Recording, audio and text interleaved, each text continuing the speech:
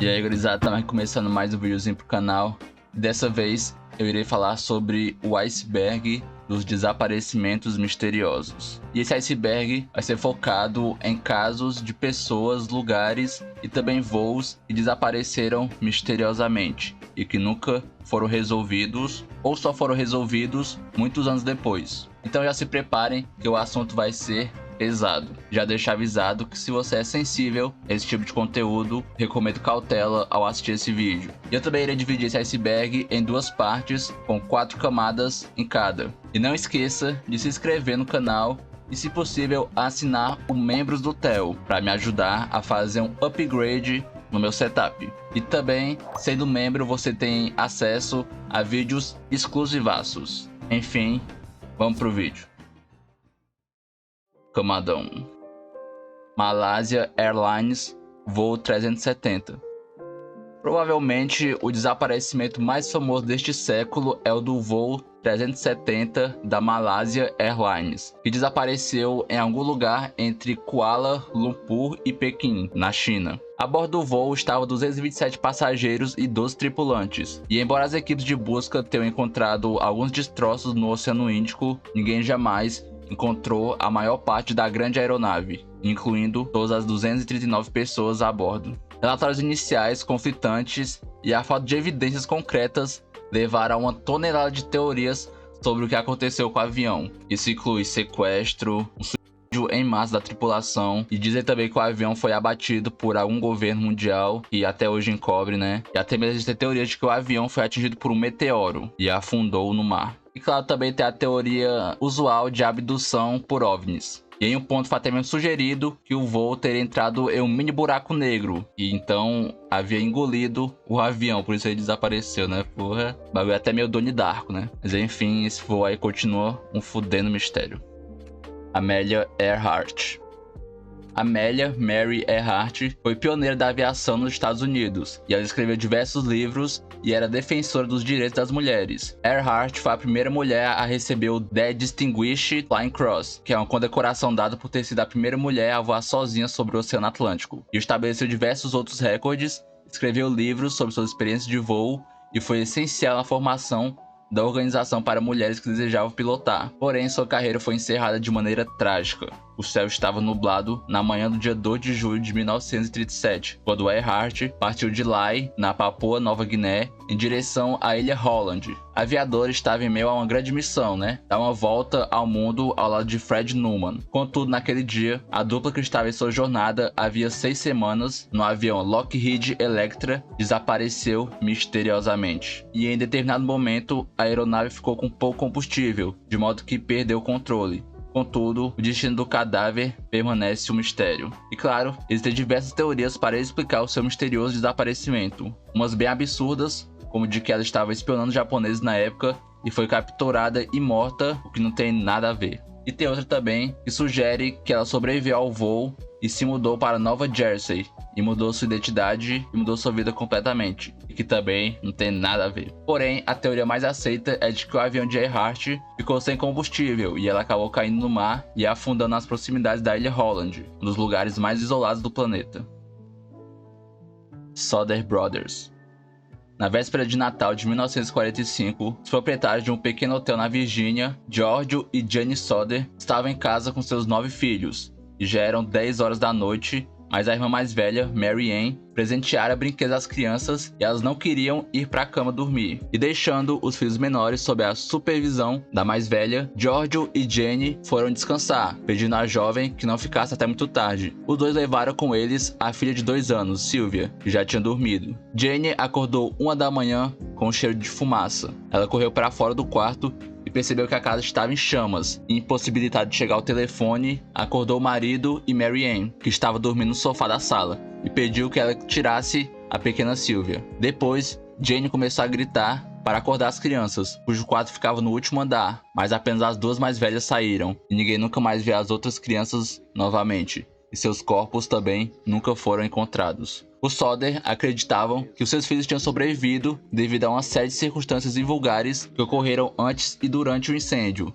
George contestou a conclusão do departamento de incêndios de que o fogo tinha sido de origem elétrica, tendo afirmado que o sistema elétrico da casa tinha sido renovado e inspecionado pouco tempo antes. Tanto ele como a esposa desconfiavam que a verdadeira causa tinha sido fogo posto, o que os levou à teoria de que os seus filhos tinham sido raptados pela máfia siciliana, talvez como um ato de retaliação pelo fato de George criticar abertamente Benito Mussolini e o governo fascista que exercia funções no seu país natal, a Itália. Embora o Estado e a Polícia Federal se tenham esforçado por investigar o caso com mais atenção durante a década de 1950, nunca foi encontrada mais informação. No entanto, durante a década de 1960, a família recebeu uma fotografia que acreditava ser de um dos rapazes, já adulto. Tanto a única filha sobrevivente do casal, como seus netos, têm continuado a divulgar o caso na comunicação social e nas redes sociais. Brian Schaefer. Era uma sexta-feira normal, no dia 31 de março de 2006, quando Brian Schaefer, um estudante de medicina na Universidade Estadual de Ohio, decidiu ir a um bar chamado Anglicana, com seu amigo William Florence, para comemorar o início das férias de primavera. Pouco tempo depois da meia-noite, Schaefer e Clint se encontraram com Meredith Reed, amiga de William. E em um momento da madrugada, Brian simplesmente se separou do grupo após ter conversado com duas mulheres do lado de fora do estabelecimento. Desde então, ele nunca mais foi visto. Os oficiais responsáveis passaram a investigar toda a área do Anglicana, em busca de pistas de como Schaefer teria saído do prédio sem ser visto. O bar possuía apenas uma saída, localizada na frente de uma escada rolante, com a câmera de segurança gravando toda a movimentação. E se Brian tivesse deixado o estabelecimento, ele deveria aparecer nas filmagens, mas isso não aconteceu. O único registro no qual o estudante aparece é durante a sua chegada, que estava junto com Clint e Meredith. A polícia passou a suspeitar de que Schaefer teria se fantasiado e saído escondido do bar, ou que ele tenha sido morto acidentalmente, e por meio de uma possível ação judicial, funcionários do Anglicana teriam se desfeito do cadáver através de uma saída de emergência. E outros bares próximos do Anglicana também tiveram suas câmeras de segurança analisadas, mas nenhuma conseguiu registrar alguma movimentação de Schaefer. E em sua casa, tudo continuava na mais perfeita ordem, e seu carro permanecia estacionado do lado de fora, como havia deixado na última vez em que esteve lá. E até o ano de 2014, a polícia continuava a receber por mês pelo menos 2 dicas sobre onde estaria Brian, mas todas foram descartadas. 13 anos após o seu desaparecimento, ainda não existem respostas sobre seu paradeiro. O desaparecimento dos guardas do farol. O farol, localizado na ilha escocesa de Eilean Mor, é famoso pela misteriosa história do desaparecimento de 3 guardas. O caso aconteceu em 1900, quando o chefe deles, Joseph Moore, se despediu de seus subordinados e foi para a estação costeira de Brasclet. Assim, em 5 de dezembro, o primeiro assistente do faroleiro, Thomas Marshall, e o segundo assistente, James Ducati, e o seu assistente, Donald Arthur, foram deixados sozinhos na ilha. 10 dias depois, na estação de Brasclet, veio um aviso do comandante do barco a vapor Arctor. Os marinheiros relataram que, violando todas as instruções, o farol não estava aceso. No entanto, seja por sua negligência ou por mau tempo, ninguém foi à ilha verificar se tudo estava em ordem. Joseph Moore partiu para a ilha no dia 26 de dezembro, após uma forte tempestade, mas não encontrou ninguém lá. As portas e janelas estavam fechadas, as capas de chuva dos guardas penduradas dentro do farol, as lamparinas carregadas, mas todos os relógios parados. E a única coisa que estava realmente fora do lugar foi a mesa de jantar, que estava virada. Os homens não estavam em parte alguma, mas ao mesmo tempo, Moore sabia que seus subordinados não poderiam ter deixado o farol, já que isso era categoricamente proibido pelas regras. Os desaparecidos eram experientes e responsáveis. E durante a investigação, a pequena ilha foi rastreada metro por metro, mas os restos mortais de Marshall, Ducati e Arthur nunca foram encontrados. O caso originou as mais incríveis teorias sobre espíritos malignos, abdução alienígena e até pássaros fantásticos foram acusados do desaparecimento. Entretanto, a investigação manteve a versão mais prosaica. Presumivelmente, prevendo mau tempo, os homens foram para o precipício para garantir os seus equipamentos, mas acabaram sendo arrastados por uma onda repentina, algo que já havia ocorrido no passado. E eles provavelmente violaram essas regras para evitar ter que concluir o trabalho sob furacões e chuvas torrenciais. Camada 2. Lars Mittank. No dia 30 de junho de 2014, o jovem alemão Lars Mittank, de apenas 28 anos, viajou junto com um grupo de amigos para um resort em Golden Sands, na Bulgária. Alguns dias após sua chegada, em 6 de julho, Lars se envolveu em uma briga por causa de futebol. Ele era fã do Werder Bremen, enquanto os outros 4 homens envolvidos na discussão eram torcedores do Bayern de Munique. E a discussão acabou evoluindo para uma agressão física, que deixou o alemão com o tímpano rompido. E no hospital, o médico atendeu o jovem e citou que tomasse um antibiótico chamado cefuroxime e recomendou que ele não pegasse o voo de volta para casa tão cedo. Ele deveria permanecer no país por mais um tempo, a sua saúde estava debilitada. E apesar das constantes insistências dos amigos de Lars, ele afirmou que estava tudo bem e não havia problema em ficar sozinho. Como consequência, seus colegas voltaram para suas casas e o alemão acabou se hospedando no hotel barato, onde permaneceria por alguns dias. Entretanto, após a partida de seus colegas, o comportamento de Mittenk mudou completamente, sendo registrado pelas câmeras de segurança do hotel. Ele parecia confuso e assustado, permaneceu hospedado por apenas uma noite. Lars enviou uma mensagem para sua mãe no mesmo dia, pedindo que ela cancelasse seu cartão de crédito, pois estava fugindo de 4 homens que supostamente o estavam perseguindo e que ele não se sentia seguro. E também perguntou sobre seus comprimidos. Mittenk foi visto pela última vez no aeroporto de Varna. As câmeras de segurança do aeroporto flagaram Lars fugindo do local, escalando uma cerca e correndo até desaparecer em uma floresta. Desde então, ele nunca mais foi visto. E a teoria sustentada pelas autoridades responsáveis pelo caso diz que os homens no qual Lars se envolveu na briga teriam pago para que algumas pessoas supostamente envolvidas com tráfico de drogas fossem agredi-lo e que o teriam forçado a usar entorpecentes contra sua própria vontade. Outras teorias levantadas pelo público dizem que Mittenk poderia ter misturado álcool e drogas com seus medicamentos, ou que todo esse caso teria sido previamente planejado pelo jovem para fugir e começar uma vida nova. Entretanto, até os dias atuais, a causa do sumiço de Lars e seu paradeiro nunca foram descobertos. Maura Murray. Maura Murray era um estudante de enfermagem de 21 anos na Universidade de Massachusetts em Amherst. Murray havia se transferido para West Point e prontamente se juntou à equipe de atletismo. Embora Murray fosse uma boa aluna e uma atleta talentosa, tudo estava supostamente errado em sua vida. Ela tinha um relacionamento problemático com seu namorado, Billy Rausch, que trabalhava em Oklahoma. Ela tinha problema com seu pai, o Fred Murray, e ela havia sido recentemente presa por roubar o cartão de crédito de outro residente do dormitório. Sua irmã havia acabado de sair de um programa de reabilitação e Murray dirigia um carro que não era exatamente adequado para dirigir. E em 9 de fevereiro de 2004, Murray fez uma viagem inesperada para longe do campus da faculdade. Ela mandou um e-mail para seus professores avisando que ficaria fora por uma semana. Depois foi para Vermont. Na Rota 112, em New Hampshire, Murray não conseguiu fazer uma curva fechada e bateu o carro. O motorista de ônibus parou para ajudar, mas Murray recusou. E ele continuou na estrada para pedir ajuda, mas quando a polícia chegou no local, Murray já tinha ido embora. E depois disso, ela nunca mais foi vista. E o caso de Murray rapidamente esfriou, e nenhuma evidência foi encontrada para sugerir que ela foi sequestrada, mas ela nunca apareceu. E embora haja pouca evidência para sugerir exatamente o que aconteceu com Murray, os detetives e investigadores de poltrona chegaram a 4 possíveis teorias. Primeiro, a de que Murray cometeu o ato de tirar a própria vida em algum lugar nas montanhas.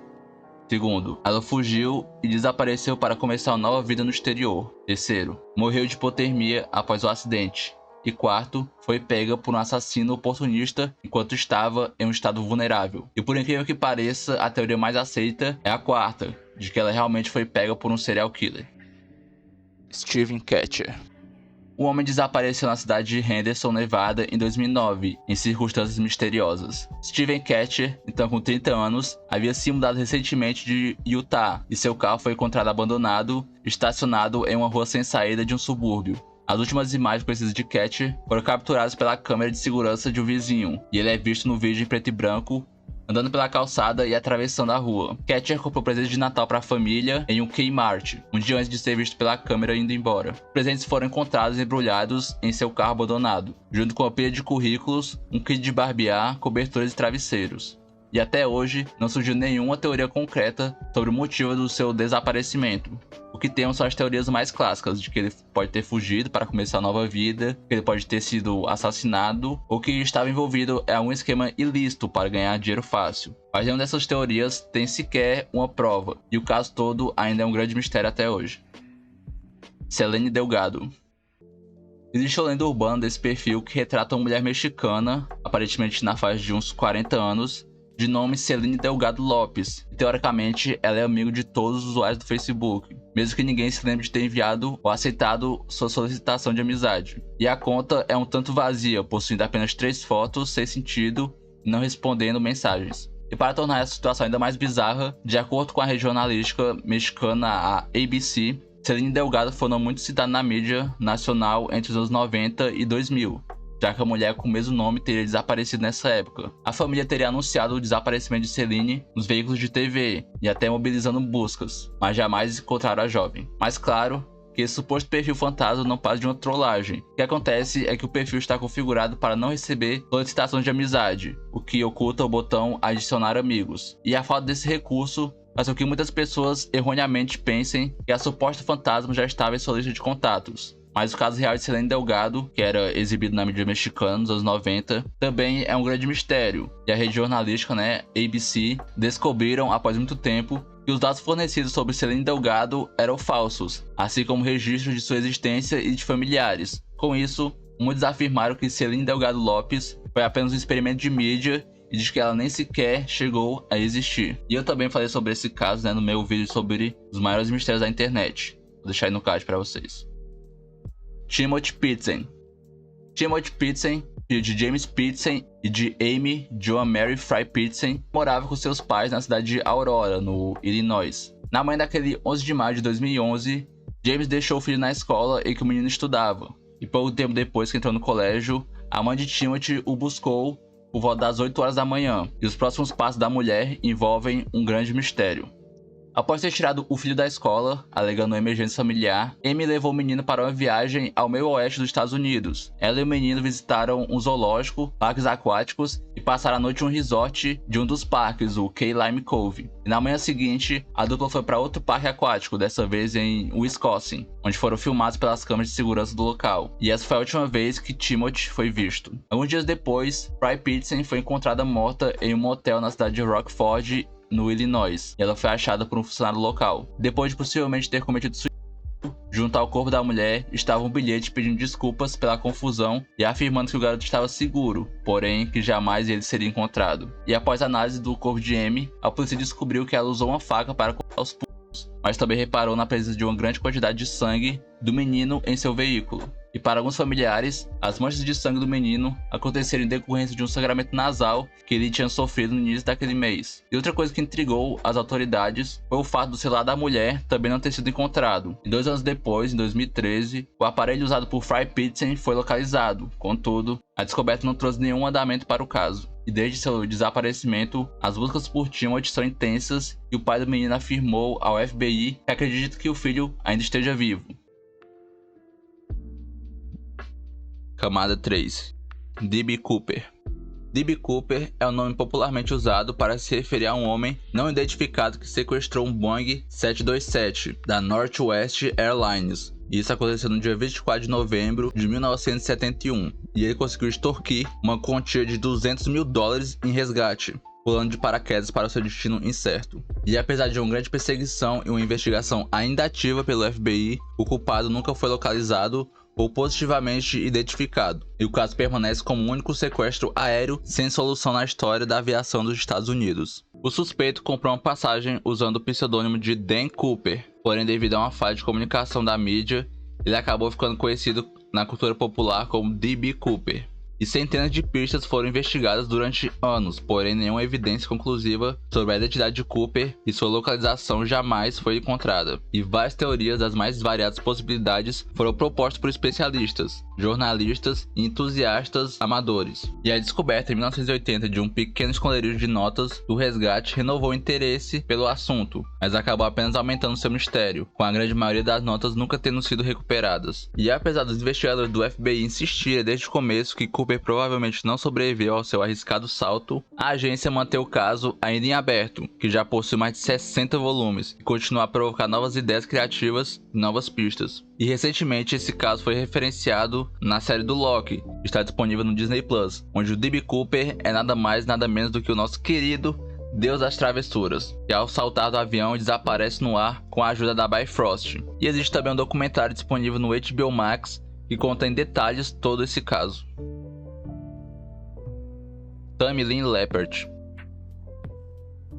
Tamlin Leppert tinha apenas 18 anos quando desapareceu em 6 de julho de 1983. Ela havia vencido alguns concursos de beleza quando foi convidada para estrear no filme Primavera na Pele, em inglês se chama Spring Break. E após filmar por 4 dias seu segundo filme, o clássico Scarface, voltou para casa dizendo que alguém queria assassiná-la, e sua mãe a internou em uma clínica achando que ela estava sofrendo um surto psicótico, e foi provado que a atriz não tinha resquício de drogas no organismo. A atriz desapareceu após ser vista discutindo com um homem em um estacionamento, e após seu sumiço, a polícia recebeu 2 ligações dizendo que ela estava viva e que estava estudando enfermagem, o que era o seu sonho, mas nada disso foi confirmado. E o serial killer Christopher Wilder foi considerado um possível suspeito, pois na época ele havia sequestrado e pelo menos 12 mulheres e matado pelo menos 8 delas durante uma farra que começou na Flórida, passou pelo Texas, Oklahoma, Nevada, Califórnia e Nova York em 84, e terminou quando ele cometeu suicídio durante uma luta com a polícia em New Hampshire. Linda, a mãe de Tammy, afirmou que Wilder e Tammy se conheceram no set de filmagem do longa Spring Break. Porém, a polícia não conseguiu ligá-lo ao desaparecimento dela, e é possível que o desaparecimento de Tammy durante essa onda de assassinatos possa ser apenas uma coincidência. Michael LeMaitre.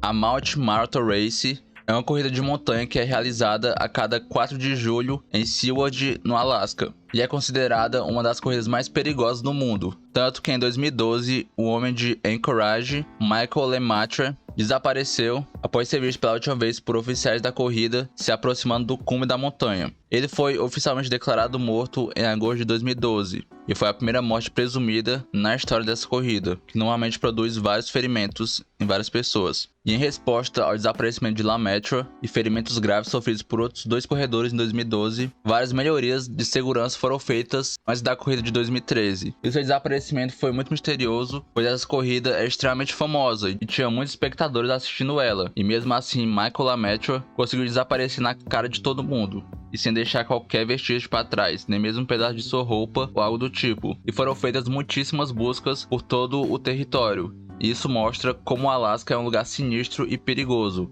até mesmo para pessoas experientes em corridas e em sobrevivência. É um verdadeiro deserto de gelo. E claro, foram feitas muitas teorias de que Michael foi pego por algum tipo de criatura, um abominável homem das neves, provavelmente. Mas claro, que essa teoria não passa de baboseira. O trio de Springfield.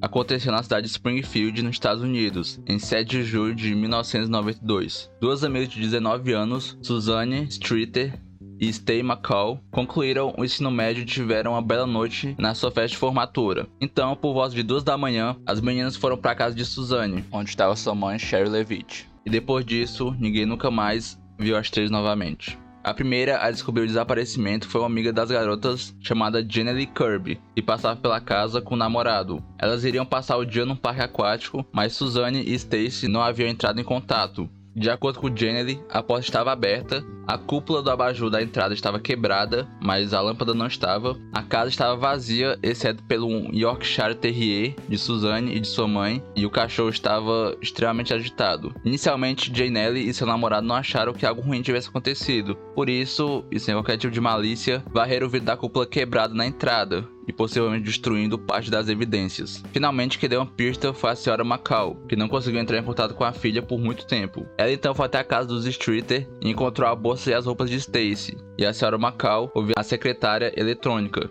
e segundo ela disse, encontrou uma mensagem muito estranha, mas a apagou acidentalmente. E a polícia foi informada sobre o incidente apenas 16 horas após o desaparecimento. Os policiais não encontraram sinais de luto na casa. A investigação estava num beco sem saída, até que em 2007, quando o agressor reincidente, Robert Craig Cox, foi preso e disse que havia algo sobre o desaparecimento do trio de Springfield. Os investigadores descobriram que em 92, Cox vivia na mesma cidade que as desaparecidas, o que significa que ele realmente poderia saber alguma coisa ou estar envolvido com esse desaparecimento. No entanto, Cox afirmou que ia contar tudo o que sabia somente após a morte de sua mãe, e até o momento o caso não foi resolvido. Camada 4. Antoine de Saint-Exupéry.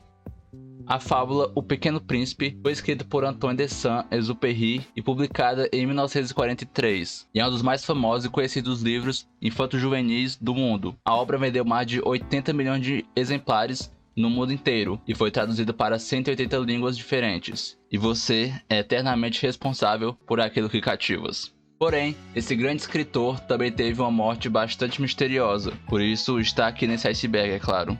Antoine de Saint-Exupéry desapareceu em um acidente de avião, que ele mesmo pilotava, pois era apaixonado por aviação. E somente 64 anos depois, esse mistério foi finalmente explicado. O que aconteceu foi que, em uma missão pela Força Aérea da França, no fim da Segunda Guerra Mundial, em 31 de julho de 1944, ele partiu da ilha de Córcega para reconhecer o território francês ocupado pelo exército nazista. Durante o sobrevoo, o avião foi abatido por outro piloto alemão, chamado Horst Rippert. No entanto, esse piloto alemão só admitiu a sua culpa 64 anos após o ocorrido. E os restos do caça de Saint-Exupéry foram encontrados em 2004 no litoral de Marselha, porém, seu corpo nunca foi localizado.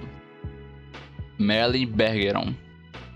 Na manhã de 17 de fevereiro de 2008, Marilyn Bergeron deixou a casa de sua família em Quebec City, no Canadá, para o que ela disse ser uma caminhada. Porém, depois disso, ela nunca mais voltou para casa.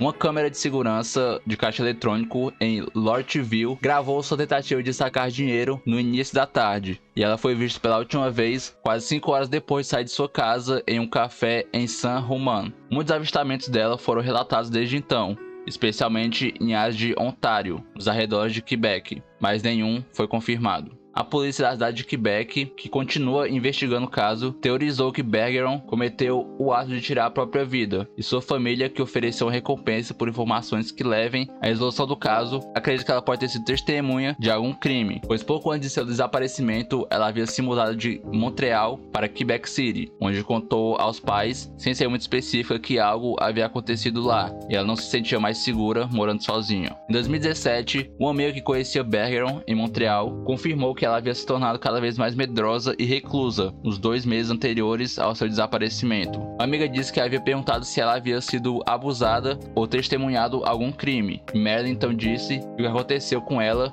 foi pior do que isso, mas recusou a dar mais detalhes. A tripulação desaparecida de Mary Celeste. O veleiro com o nome Mary Celeste tinha 12 anos quando foi transferido para o novo capitão Benjamin Briggs, em 5 de novembro de 1872. A embarcação, sob seu controle, deixou o porto de Staten Island, em Nova York, rumo a Gênova. Além do capitão, estava a bordo a sua esposa, sua filha, de 2 anos, e uma tripulação de 7 marinheiros, e supunha-se que o navio entregaria no seu destino o etanol pertencente à empresa Maser Ackman Cohen, mas o veleiro nunca chegou à Itália. 4 semanas depois, o barco foi descoberto por um capitão que conhecia Briggs pessoalmente, David Reed Morehouse, que dirigia o Bergantin de Gratia. Morehouse encontrou o navio ileso, mas sem uma única pessoa a bordo. Tudo indicava uma evacuação urgente, pois os botes salva-vidas não estavam lá, e a bússola foi quebrada quando eles tentaram removê-la da parede. As razões que obrigaram as pessoas a deixar o navio não eram claras. As joias do capitão e uma garrafa de óleo virada, que havia sido deixada por sua esposa na máquina de costura, refutaram a versão de um ataque pirata, ou de uma tempestade. A carga estava quase completamente intacta, e o último diário de bordo, datado de 24 de novembro, informava que o navio se aproximava da ilha de Santa Maria. A versão mais plausível do incidente foi dada por um parente distante de Briggs. Ele sugeriu que o álcool foi embalado sem ser selado, então evaporou lentamente, o que causou uma microexplosão no porão, por uma faísca acidental. E temendo outra explosão mais violenta, o capitão evacuou a tripulação com urgência, amarrando o bote salva-vidas com uma das velas a Mary Celeste. Mas com a força do vento, o bote balançou para frente e o cordame, amarrado ao barco cheio de pessoas, se esticou e rompeu. Então talvez o bote tenha sido derrubado por uma onda, causando a morte de todos os passageiros. Francisco Albaveira Trejo. No dia 26 de março de 2012, às 6h30 da manhã, Francisco Albaveira Trejo entrou na estação de Patitlán, na cidade do México, para ir à escola. E ele era aluno do 7º semestre de Engenharia da Computação no Instituto Politécnico Nacional. No dia em que ele desapareceu, um atraso mudou a sua rotina e a da família, pois embora seus pais normalmente o deixassem no rio Churubusco, naquela ocasião o deixaram perto do metrô de Patitlán. À tarde também houve mais mudanças em sua rotina, já que ele não chegou em casa no horário habitual, e nem avisou. Ali, Alicia, mãe de Fran, ficou preocupada e começou a enviar mensagem de texto para ele, porém sem resposta. E com a ajuda de outro filho, entraram em contato com um colega de escola de Francisco, que lhe disse que não sabia de nada. Mas outro colega tinha uma mensagem enviada do celular de Francisco que poderia interessá-los. E a mensagem era a seguinte: temos seu amigo Paquito salvo. Vamos ligar depois das 12 para que comecem a cooperar. Não chamem a polícia e não brinquem conosco, ou irão morrer. Os pais de Fran, Alicia e Francisco então foram buscar a ajuda do governo, e simplesmente não fez porra nenhuma e praticamente disse que não era problema deles. E os pais de Fran então buscaram ajuda na universidade onde o seu filho estudava, e tiveram uma resposta bem parecida com a do governo. E até hoje, as autoridades não mexeram um músculo para procurar o paradeiro de Fran. E sua mãe, Alicia, até mesmo aprendeu direito e tornou-se especialista em pesquisa. E até hoje procura incessantemente pelo seu filho. Porém, até hoje, ele continua desaparecido. E enfim, gurizada, estamos aqui encerrando a parte 1 desse iceberg. É um tema realmente muito interessante, muito pesado. Enfim, na parte 2, eu irei botar alguns casos brasileiros também de desaparecimentos misteriosos. E espero que tenham curtido o vídeo. Deixa o likezão, se inscreva, seja membro. Tamo junto.